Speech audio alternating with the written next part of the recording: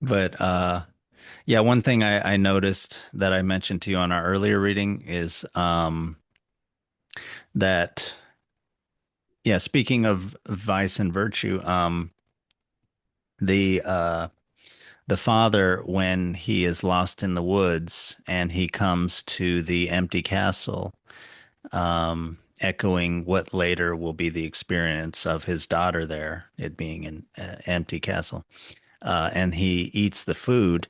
I mean, that is, he's given hospitality, right? Which is not something that is extra that people generally in earlier times, and including in Greek times, they had a word called xenia, which meant hospitality. And actually, Zeus was the protector of strangers in that world, which, was a much more precarious world where you you really want to have the kindness of strangers to help you out when you're traveling, especially if the weather's inclement, uh, guaranteed. But yeah, so he eats a nice meal and then he sleeps in the bed and he wakes up late.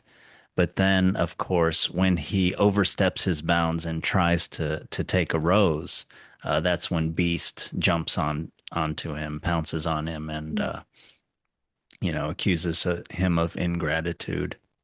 But it's interesting that the instigating motive for that is um, beauty.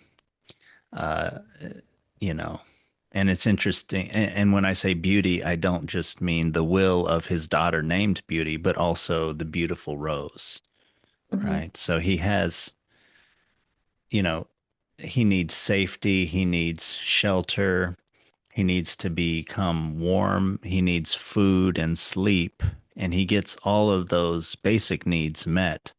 And then what does a human do when they don't have when they have their basic needs met is they want the transcendent value, the transcendent goods or values like truth, beauty, goodness. And we go further of those with those in the story where first he seeks out, and it's interesting that beauty is first, right? Just as in this story too, with the title Beauty and the Beast, beauty and Hmm. ugliness, you know. Hmm. There's an Yeah. interesting idea that beauty is like the first of the transcendent values. Anyway, please. It also had me thinking like maybe the beast is so fierce and protective about it because it's something he's lacking or missing for Right. himself, Yeah. like at least on the outside. And maybe so yeah, he's kind of so yeah, I think that's his kind of only way to kind of hold on to it or something in a way Yeah. because he can't quite have it uh Yeah. And the for story himself yet. does this he does say in the story that this is the thing that is most precious to me. Mhm. And you might wonder if he learned to appreciate it when he didn't have it. One might imagine him being like a vain, arrogant prince before. That was, I think, in the '90s Disney version. It's something like that, like, Mhm. or maybe he's just unkind or something. But vanity and arrogance go together with unkindness anyway. But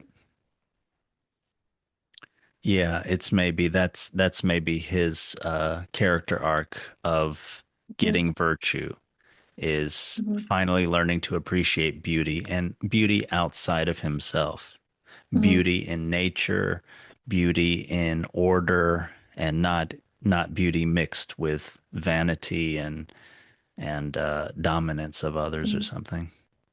Mhm. Yeah, that's what I thought. I think it was like more than about just his lack of physical beauty for himself, um, but yeah, he's like also like he doesn't have beauty in his life right now. So he's like in the castle, kind of bitter and coming after the fodder. So he's so yeah, it's just there's things missing in his life, um, Yeah, yeah, that's because right. of his circumstances. Yeah. Yeah, basically everything's missing in his life except Mhm. again the basic needs. I mean, he has shelter in abundance. Um, he has luxury in abundance, and he even Mhm. has beauty in abundance, but it's like a cold beauty, I guess I could say, because it's Mhm. not together with like relationships, you know. Mhm. He can't, it's not with the other transcendent goods. He can't have much truth or goodness, Mhm. since he doesn't have relations. I mean, he is a prince, so one should have deep relations with one's people, right? As a good ruler, as an exemplar for them, but especially governing well, you know. But yeah, he's essentially alone. And so it makes you see the beauty, excuse me, the ugliness that he has as a symptom of his isolation. And it's interesting that the other characters, I keep thinking back to the elder sisters who become statues at the end. There's something about their becoming inanimate, immobile. Mhm. You know, they seem to lack spirit in the end because they're statues. They're confined to just stillness, you know. But anyway, yeah, I can't quite make the connection maybe or the a parallel between the ugliness of the prince and the statue like stillness of the ugly sisters at the end of the story. Mhm.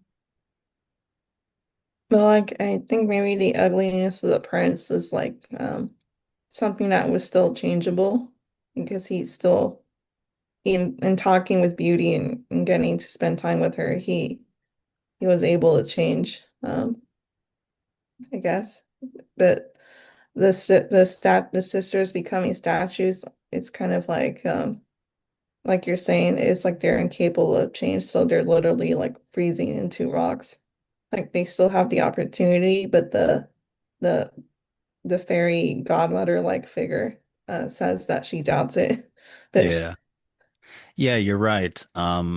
It seems, yeah, maybe the ugliness of the prince was a sign of his vanity and his ingratitude, and the sisters, being statues are a sign of their not being able to change something. Anyway, the punishment has to fit the crime in some way, Mhm. right?